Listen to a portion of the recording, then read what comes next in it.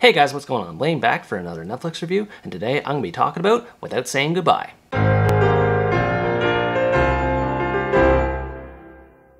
Without Saying Goodbye, also known by its other title, Backpackers, is a Spanish-Peruvian romantic comedy that tells the story of Salvador, an architect who hails from a multimillionaire family looking to build a hotel in the city of Cusco in Peru. Salvador travels to the area to scout the land where it'll be built and soon encounters a traveler named Ariana. The two hit things off almost immediately, though their differing personalities and values clash just as quickly, as Ariana does not want to see a hotel being built in the city she has spent so much time living in, and so both of their lives begin to shift direction as a result of their relationship. There are many parallels that can be drawn between this movie and other rom-coms like it. Boy meets girl, they fall in love, they break apart, and so on and so forth. Although there are some things that help it stand out more, the recipe largely remains the same, which doesn't leave too much to get excited about. The male lead Salvador wasn't interesting as a protagonist. I wouldn't say that he's nothing more than eye candy, but it takes a really long time for his character to show any semblance of personality, and when he does, it's only for a fleeting moment or two,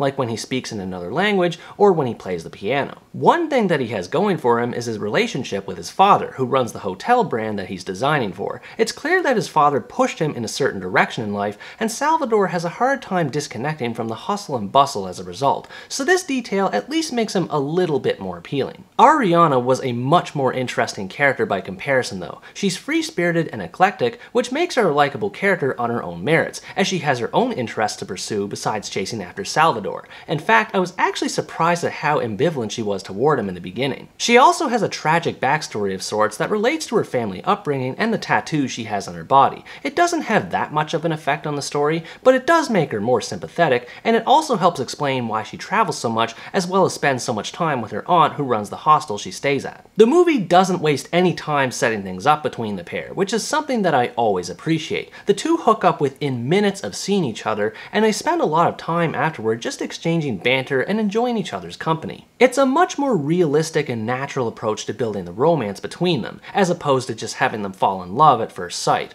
The relationship is more casual than it is romantic, but it still leaves things open for them to bond and become closer with each other over time. I will admit that it's a little off-putting at first when they're hanging out right after their hookup. Salvador's wealthy background and intent to purchase the hostel's land to build the hotel comes up, and it kind of shifts the tone for a bit between him and Ariana until they go on their trip over to Machu Picchu. Once that trip happens, the movie gets way more enjoyable. The two are able to work past their differences for a little while, as Ariana starts to have an effect on Salvador and encouraging him to take time off from work and not look at his phone so much. They share a lot of intimate dialogue in this portion, and it was adorable to watch this unfold. Once again though, their different backgrounds can cause tension, such as when she accidentally drops and cracks his phone and he freaks out over this. I can understand his reaction, but I felt like there was an angle that was supposed to take place in that moment that would build from there, and it never happened. That was the main problem I had with their romance. It switches too often between being hot and being cold, and this disrupts the flow of the romantic buildup. The moments where they're getting cute with each other are fun to see, and I'm not against conflict taking place,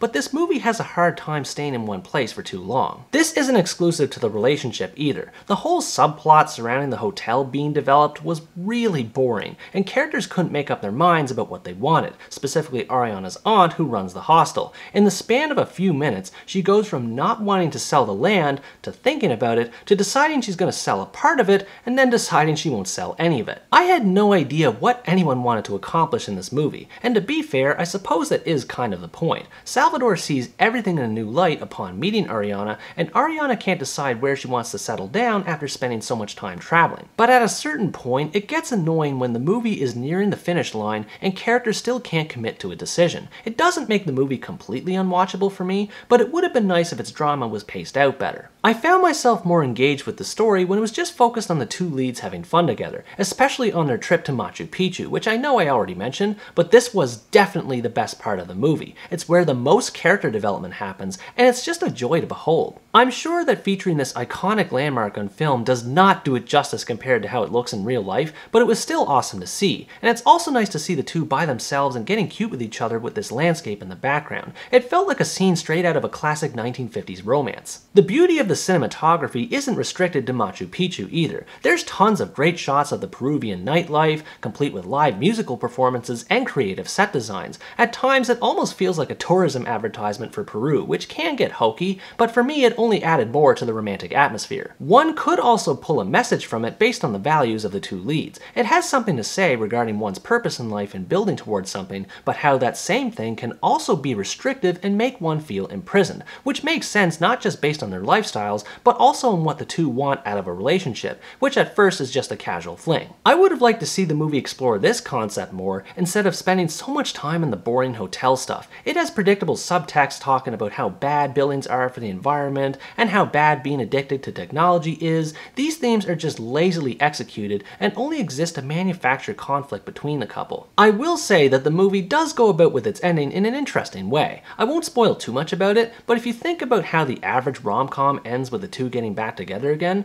this one is sort of like that, but drawn out much longer. It still ends in the way you'd expect, but it at least helps reinforce the theme of purpose and makes the chase more meaningful. Overall, Without Saying Goodbye is another typical rom-com that won't blow anyone's mind, but it should satisfy cravings for anyone looking for a little more offbeat love story. If you enjoyed romantic comedies and you're looking for one that goes beyond cultural borders along with some thematic context behind it, I think you might enjoy watching this. The relationship between the two leads gets off to a rocky start and there are more bumps along the way, but it remains a somewhat enjoyable experience. If nothing else, it should fulfill one's wanderlust and desire to see a meaningful relationship on screen, and it's nice that this movie features both in the spotlight, even if it isn't perfect. What did you think about this movie? Did you enjoy the chemistry of the two main characters, or did you think the relationship was all over the place? Let me know in the comments below. Anyways guys, that's going to wrap up my review of Without Saying Goodbye. Thanks for watching this video, I hope you enjoyed it, and as always stay tuned for the next part, where next time I review the Turkish drama In Good Hands.